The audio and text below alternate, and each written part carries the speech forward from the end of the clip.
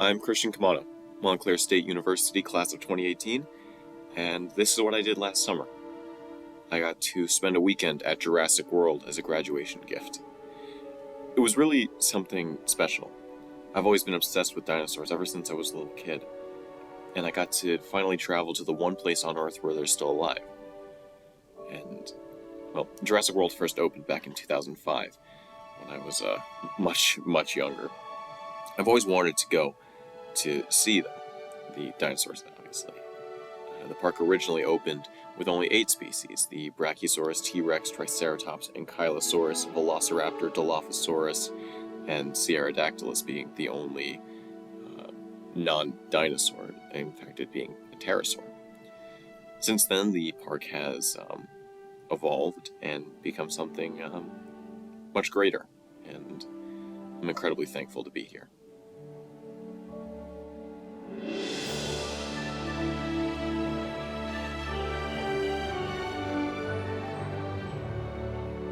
So there it is, Isla Nublar, Jurassic World.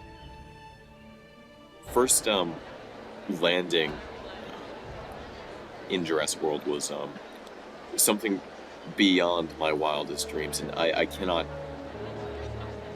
still am trying to wrap my head around it now. It's crazy. Just I've been all around the world before. I've traveled places, I've lived in other countries, but when you land on an island that has something so foreign yet so natural, it's surreal. And the trip to Jurassic World was exactly that, surreal. Everything felt natural while also being slightly alien. In order to actually get to the park, we had to ride this monorail from where we landed. There's 2 ways of entering the island. You can either take a ferry or you can fly in. We chose to fly in because I didn't want to go through Costa Rica and all that. So, monorail goes around the park, and everything is connected. The monorail passes over the Mosasaurus Lagoon, and it lands not too far from the hotels in which everyone stays at. So, it's really nice, because you get a decent look at the park without actually getting to see the actual park. So, it's really neat to see. So, we just got off the monorail, and here we are, I guess. Oh, it's still kind of crazy to be here. The hotel's just over on that way, so I'm gonna go to that, and it should be pretty interesting.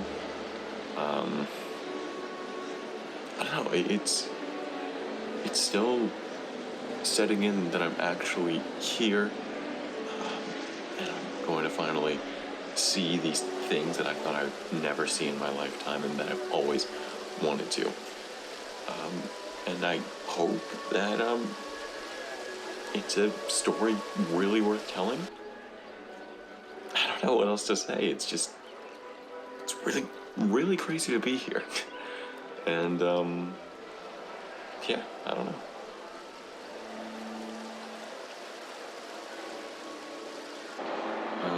So this is the hotel. Here's the view. It's, it's alright. It's nothing crazy. I don't know. I got pretty unlucky with the view. I've got a neat little, not surprise, but neat little benefit to this. Just over there, with the bamboo forest, there's an enclosure. The bamboo forest left a bit to be desired in terms of the bamboo forest part. There was a forest, and there was bamboo, but it wasn't as bamboo-y as something like back when I lived in Shanghai and I went through a walk in a bamboo forest there. Nonetheless, it was still really neat to see. Maybe they're just planting more bamboo, and it's just a weird period of time where it's not all done. But the dinosaur that was in the area, the Carnotaurus, was actually really cool. And it's the first dinosaur that I got to see on the trip. It was really exciting to see 2 dinosaurs brought back to life. It's absolutely insane. And I'm so happy to be here.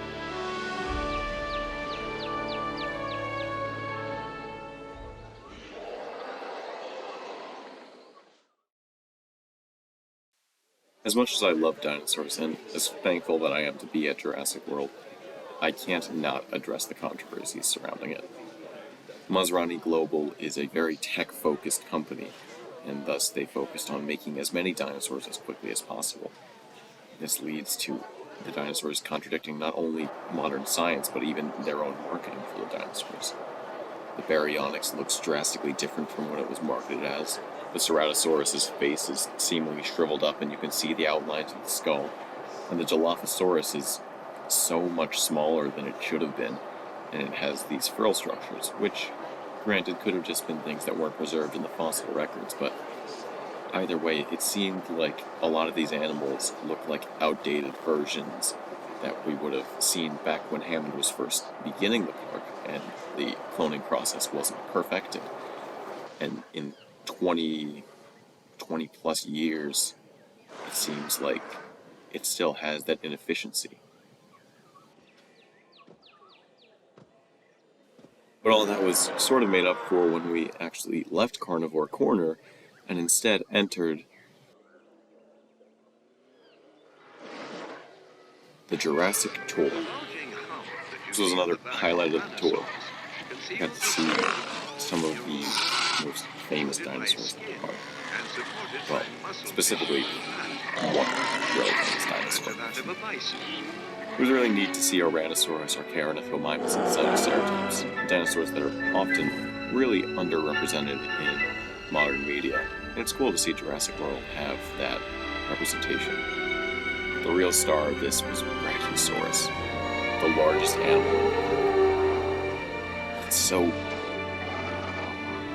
It's really awe-inspiring to see the scale of them, to feel so small while driving next to them. It's absolutely, it's insane. And I will never forget that feeling where my heart just sank when I looked up and saw how high their neck stretched.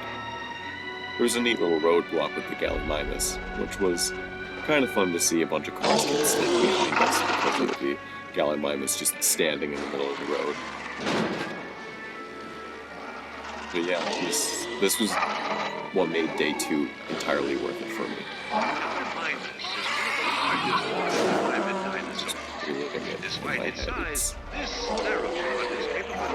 It's one of those things that I know that I'm never going to forget. To cover a lot of ground with each stride. And to finish off day 2, we went to the aviary, which had pteranodons and dimorphodons. Honestly, I'm not a huge fan of pterosaurs, and I didn't really feel like capturing a ton of footage of them. There were plenty of people there, and I haven't seen a ton of pterosaurs, but I've always been much more interested in dinosaurs. But it was pretty cool to see pterosaurs again. Well, not again. You know what I mean. Mosasaurus was thought to have hunted near the surface of the water, where it preyed on anything it could sink its teeth into, including turtles, large fish, even smaller mosasaurs. Okay, folks, she's a little shy, so give her a hand when she comes out.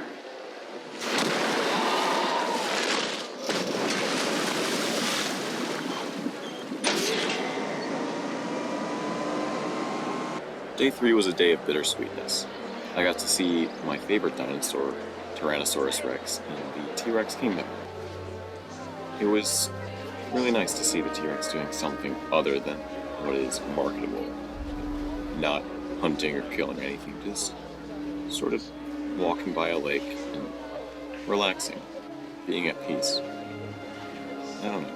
There's something really nice about seeing an animal that is so often misunderstood in such a calm way, and being something that I always wish to be an almost complete inner peace. And of course, the Mosasaurus was a really, really cool highlight too. The gyrosphere was probably my second favorite part of the entire trip. Seeing so many herds of formerly extinct animals in an environment where they seemed to be at home was really nice. The tour was split down the middle because of the conflict between Triceratops and Stegosaurus, which I never would have thought to have been a thing, but I don't know, I guess two very territorial animals don't exactly work well in one area. So the tour was split in half. But seeing the herd of Triceratops was awesome. My girlfriend's favorite dinosaur in such a large group. And a little surprise happened when we were passing the Triceratops. Little Stygimoloch got in our way and stopped the entire tour for around 10 minutes. Then he walked on by. Everything went back to usual. And it was really adorable. Triceratops is best known for its ton of three herbivores just protrusive facial enjoying horns. each other's company. These adornments are From not the just for small display fleshy purposes. Stygimoloch, which we The could broad barely make out horns in the in particular distance, can to inflict the massive herd of considerable damage to Triceratops. any dinosaur that dares to provoke it. We went back into the other territory where I got to see Stegosaurus, some Apatosauruses in the background, I guess bathing in a lake, and maybe grazing off the top of trees. I couldn't exactly tell, they were really far away, and they never came too close to the vehicle. I don't know, I think I'll just let the footage play out and you can enjoy all the When faced beauty with for the threat yourself. of an almighty Allosaurus during the late Jurassic, Stegosaurus would have protected itself with swift and powerful swings of the spiked thagomizing at the end of its tail. Of course, it doesn't feel exactly right to go through everything without addressing the elephant in the room, that being Jurassic Park. The day I arrived, I was wearing a Jurassic Park t-shirt, which Jurassic World proudly sells. And it's a bit concerning considering that first park had 5 people die before it even opened. The story of Jurassic Park is one that's been greatly detailed in Dr. Ian Malcolm's book, God Creates Dinosaurs, which goes through everything that went wrong, and yeah, it's weird to think that Jurassic World capitalizes on the tragedies of that first park. And I'm standing right outside the Pachycephalosaurus arena now. And what they're doing with it is they're turning it into a more traditional exhibit for the animals. Instead of it being an attraction, instead it's just invisible fences that will keep the animals inside so that people can observe them. And that'll be the new gimmick, is this new invisible fence technology that they're developing. So, yeah, that's that controversy. But to get off those depressing notes, I want to see what that surprise is for going on the gyrosphere at night. And hope you'll enjoy it.